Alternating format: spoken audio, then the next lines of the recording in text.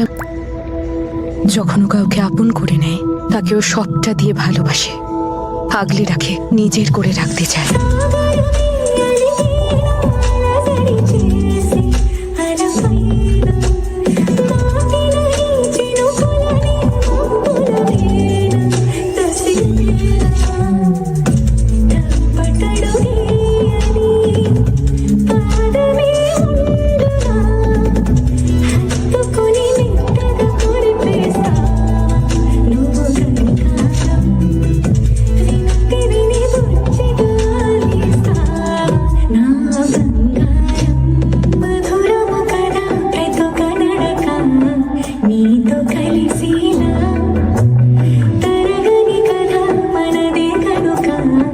ও খুব চালাক ছিল মনে হয়।